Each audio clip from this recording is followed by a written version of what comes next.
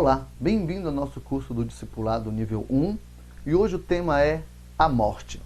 Abra lá Evangelho de Lucas, se você tiver sua Bíblia, capítulo 7, versos de 11 em diante, que diz: E aconteceu que, no dia seguinte, ele foi à cidade chamada Naim, e com ele iam muitos dos seus discípulos e uma grande multidão. E quando chegou perto da porta da cidade, eis que levavam um defunto, filho único de sua mãe, que era viúva, e com ela ia uma grande multidão da cidade. Vendo-a, o Senhor moveu-se de íntima compaixão por ela e lhe disse: Não chores. Chegando-se, tocou o esquife, e eis que o levavam pararam, e disse: Jovem, a ti te digo, levanta-te. E o defunto assentou-se e começou a falar, e entregou-a à sua mãe. De todos se apoderou o temor, e glorificavam a Deus, dizendo: Um grande profeta se levantou entre nós, e Deus visitou o seu povo. E correu dele esta fama por toda a Judéia e por toda a terra da circunvizinhança. Meu irmão, Jesus, quando esteve nesse mundo, caminhava por muitos lugares. E um dia, ele se dirigiu para Naim e lá se deparou com um dos momentos mais difíceis da humanidade: a morte. Queridos, a morte é um fato para toda a humanidade. Se há uma certeza nessa vida, essa certeza é: se aquele que nasce irá morrer. Então, tanto eu quanto você, um dia, se o Senhor não vier e nos arrebatar, seremos tocados pela morte. Agora, a questão é: o que é a morte? Como lidar com a morte? Quais são as verdades bíblicas a respeito da morte? Meu irmão, uma questão que nós precisamos estudar aqui agora é que a morte é inevitável. Certa vez, Públio Ciro disse: ninguém pode fugir ao amor e à morte. Então, a morte não escolhe classe social.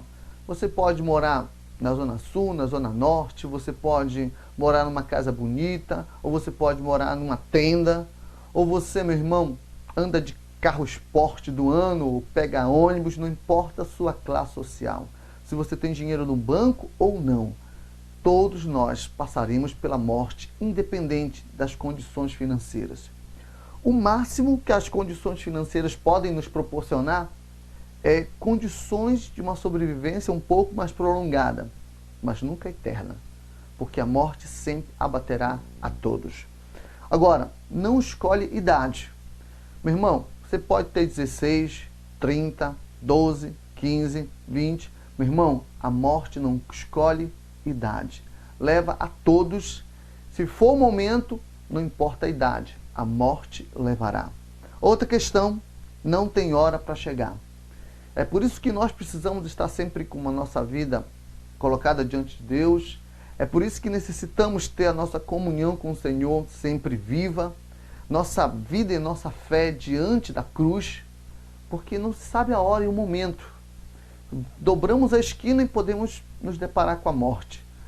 Esse dia pode ser o último de nossas vidas. Então não se sabe qual é o momento. A morte não data dia nem hora. Ela pode acontecer a qualquer momento. Outra questão é que a morte é consequência do pecado, como está em Romanos capítulo 5, versos 12. Portanto, assim como por um só homem entrou o pecado no mundo, e pelo pecado a morte, assim também a morte passou a todos os homens, porque todos pecaram. Então, queridos, a morte nada mais é do que consequência do vírus do pecado em nossas vidas. O homem era para ser eterno. O homem não era para passar pela morte carnal. O homem era para ter uma vida eterna, era para Adão estar andando entre nós. Mas se ele não tivesse desobedecido a Deus, se o homem não tivesse se levantado contra Deus em rebeldia, o vírus do pecado não teria entrado na humanidade e gerado a morte. Então, nós morremos porque dentro da nossa carne há o vírus do pecado. E o vírus do pecado é que nos leva à realidade da morte. Bom, continuando. O ser humano não admite a morte e cria ideias para confortar o coração. Isso é um fato.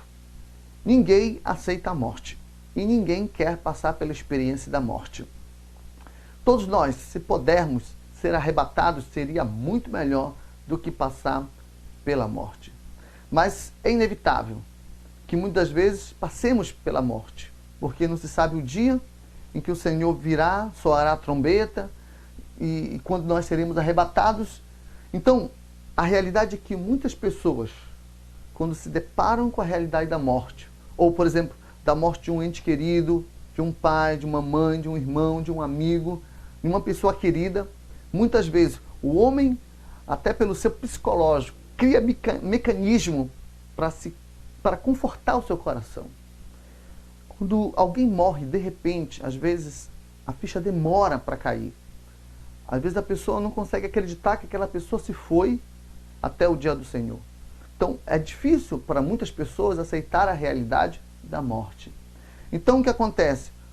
Muitas pessoas, por não admitirem a realidade da morte, criam ideias para confortar o coração.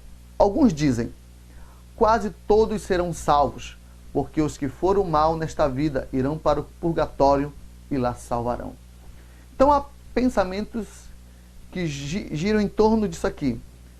A pessoa bebeu, fumou, se prostituiu, a pessoa viveu uma vida relativamente boa, foi um bom pai de família, tudo, mas não era perfeito. Então o que vai acontecer? Vai passar pelo purgatório para expurgar esses pecados que atrapalharam sua vida, para que ele entre no reino dos céus. Então, queridos, isso é um fato que não podemos deixar nos levar. Isso não existe. Isso são doutrinas romanas que, infelizmente, não condizem com a palavra de Deus. Outro pensamento é que curta a vida, porque na morte tudo acaba. Então, meu irmão, não há Deus, não há céu, não há inferno, então bora curtir, é o que dizem as pessoas por aí. Vamos levar a vida desenfreada, vamos beber de tudo, curtir de tudo, fazer tudo, porque não existe céu, não existe inferno, não existe Deus, não existe condenação. A vida é como uma vela, que quando você assopra acaba, quando você põe um dedinho lá na ponta da vela, apaga e já era. Então não há nada depois da morte. É outro pensamento que também não podemos aceitar e admitir, porque foge à realidade da palavra de Deus.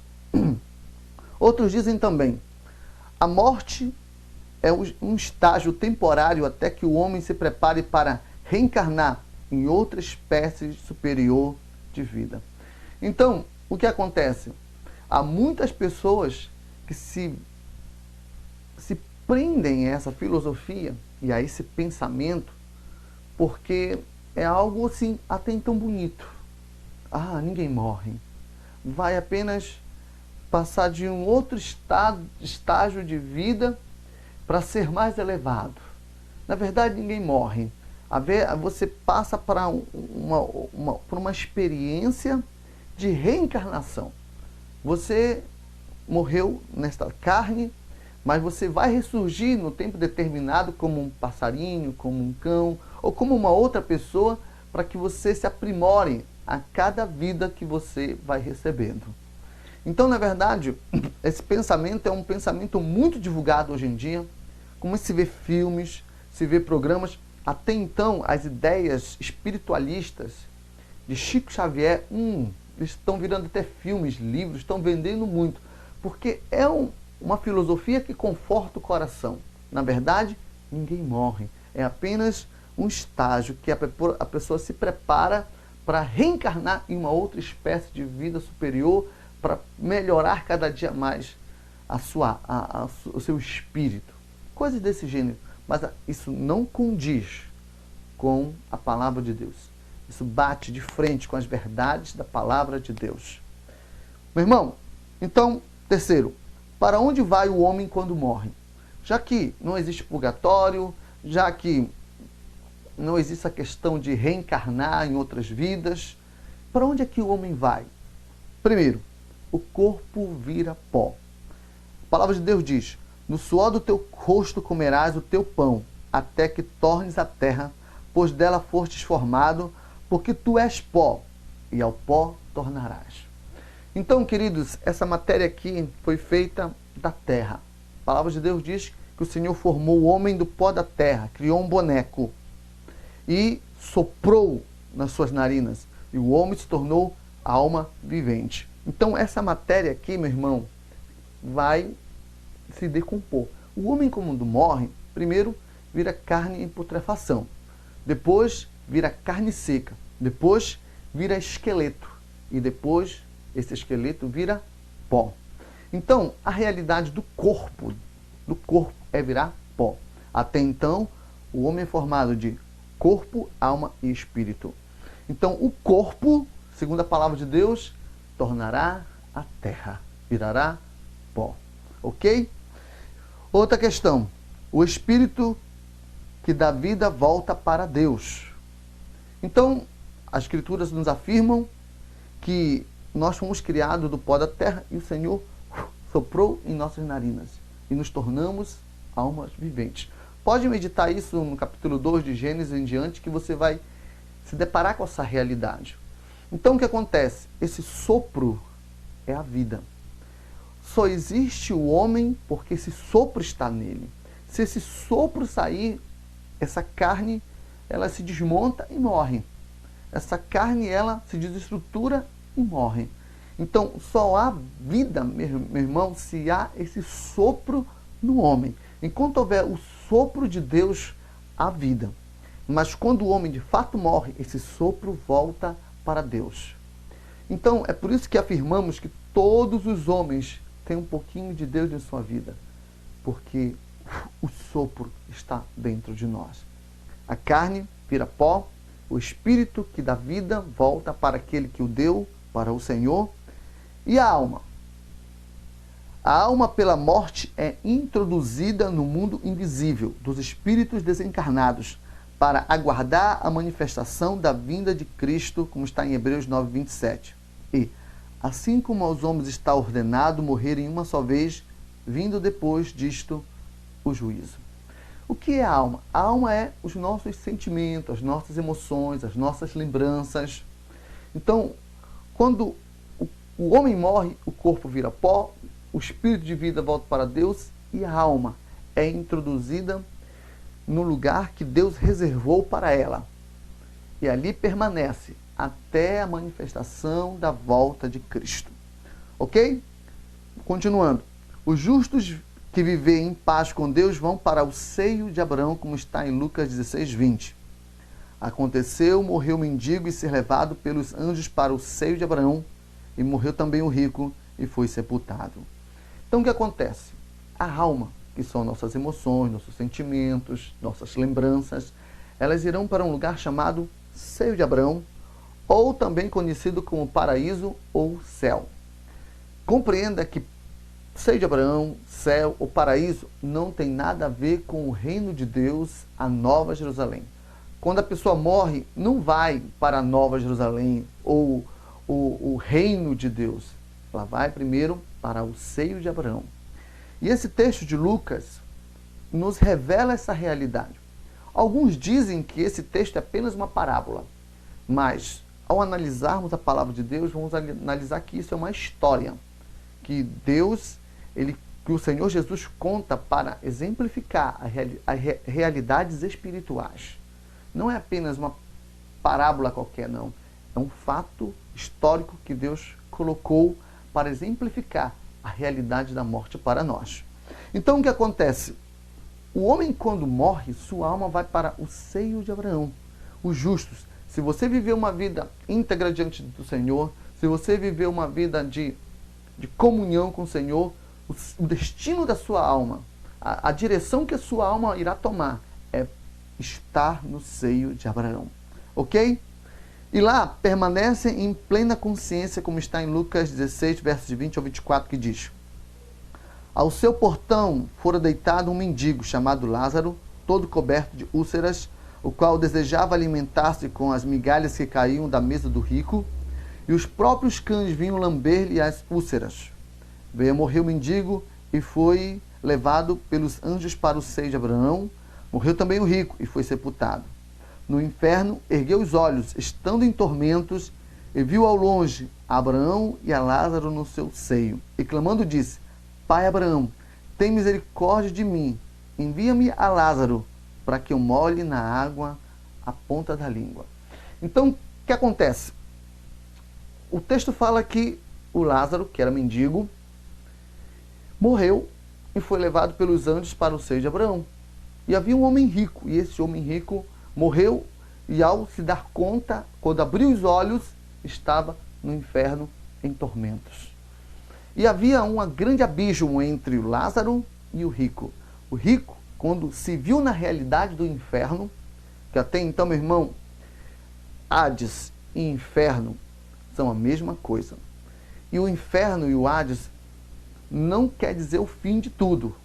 Porque, meu irmão, a palavra de Deus diz lá em Apocalipse, no final de todas as coisas, o inferno será jogado no lago de fogo. Isso é uma outra realidade. Mas quando o homem morre, e não viveu uma vida íntegra com Deus, ele é lançado no inferno para tormentos até a manifestação de Cristo. E o que acontece? Nesse lugar, temos consciência. Você tem consciência ao morrer, se você viveu com Cristo, que vai entrar no seio de Abraão. E lá você vai saber das realidades espirituais do paraíso, do seio de Abraão, dos céus de Deus. E aqui nós vemos que o rico, quando ele abriu os olhos, ele viu a realidade de tormento. Quer dizer, ele estava consciente daquilo pelo qual ele estava passando. E até pediu, clamou, para que Lázaro fosse e voltasse na terra para avisar os parentes e amigos. Mas Abraão disse que eles tinham que a lei e os profetas, a palavra de Deus, para eles ouvirem. Eles deveriam ouvir aquilo que estava sendo pregado, para que eles não viessem para o lugar aonde estava o rico. Então, meu irmão, não é um lugar onde você apenas fecha os olhos e acabou-se. Não é um lugar que você apenas vai e dorme. Não é isso. Há uma consciência. Ok? Nesse lugar, se desfruta de alegria diante da bondade e do amor de Deus, como está em Efésios 2,7. Para mostrar nos séculos vindouros a suprema riqueza de sua graça, em bondade para conosco em Cristo Jesus. O céu, que é o seio de Abraão, é um lugar de repouso e segurança, como está na segunda carta aos Coríntios 5:1, que diz: sabemos que, se a nossa casa terrestre deste tabernáculo se desfazer, temos da parte de Deus um edifício, casa não feita por mãos eternas, por mãos eternas nos céus. Outra questão é que os ímpios que viveram na iniquidade vão para o Hades, ou inferno, como nós já falamos, como está no Salmo 9,17. Os perversos serão lançados no inferno, e todas as nações que se esquecem de Deus. Então, é um lugar de castigo em que os ímpios ficam até o dia do julgamento. Então, meu irmão, é uma realidade muito triste. Quando o homem morre, não tem essa de purgatório. Quando o homem morre, não tem esse negócio de apagar velas e ficar dormindo e acabou-se. Não tem esse negócio de reencarnar em outras vidas. Não. A realidade é, morreu, ou é o Hades, ou é o inferno, ou é o reino, os céus, o paraíso, o seio de Abraão. Essa é a realidade para o homem quando ele morre. Agora, há uma questão importante que nós precisamos registrar aqui. 4. É possível se comunicar com os mortos? Irmãos, os mortos estão sob o controle de Deus, como está em Romanos capítulo 14, versos 9. Foi precisamente para esse fim que Cristo morreu e ressurgiu, para ser Senhor tanto de mortos como de vivos. Então, os mortos estão sob o controle de Cristo. Os mortos estão na mão de Cristo. Os mortos estão sob o domínio poderoso do Senhor Jesus. Outra questão. Na morte não se tem consciência das coisas desse mundo, como está em Eclesiastes 9:10. Tu, quando vier a tua mão para fazer, faze-o conforme as tuas forças, porque no além para onde tu vais não há obra, nem projetos, nem conhecimento, nem sabedoria alguma. Então não há, meu irmão, consciência das coisas desse mundo. Se você morrer hoje, você não saberá quem será o presidente amanhã, se quem vencerá a Copa que vem aí, você não saberá quem serão aqueles que vão disputar nas Olimpíadas, você terá apenas consciência das coisas desse mundo. E lá no seio de Abraão, lá no paraíso, não haverá as obras que realizamos aqui. Você não vai escrever livros lá, você não vai construir casas lá, não tem nada dessas coisas. Você não vai ter consciência das coisas desse mundo e nem fará coisas gloriosas por lá. Então é apenas um lugar onde você estará esperando a manifestação de Cristo, a manifestação da volta de Jesus para reinar sobre toda a terra. Ok? Outra questão é que na morte o morto não se comunica com os viventes, como está em Jó, capítulo 7, versos de 9 ao 10, que diz: tal como a nuvem se desfaz e passa, aquele que desce à sepultura jamais tornará a subir. Nunca mais tornará a sua casa, nem o lugar onde habita o conhecerá jamais. Então não tem essa história de que quando um pai morre, uma mãe morre, um tio morre, depois eles voltam e aparecem em sonhos, e aparecem no quarto, aparecem na sala, escrevem recadinhos. Não existe essa realidade. Então, para nós, servos do Senhor, para você que tomou essa decisão de andar com Deus, é necessário que você coloque isso no seu coração. A verdade da palavra de Deus é que os mortos não voltam. Os mortos não se comunicam mais com os vivos. O texto lá de Lucas é bem claro que há um abismo enorme. Então não tem como os mortos virem a essa terra.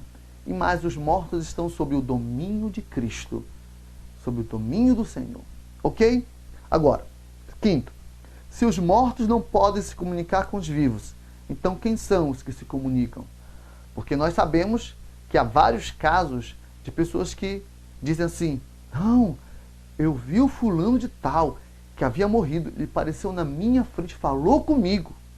Não, ciclano de tal escreveu uma carta para a mãe dele, tinha detalhes ali que só ele conhecia, só os dois conheciam. Há intimidades que só a mãe dele sabia e foi escrito ali. É verdade, tá, mostra ali detalhe por detalhe. Então o que acontece? Meu irmão, a palavra de Deus é bem clara e nos revela a realidade a respeito disso.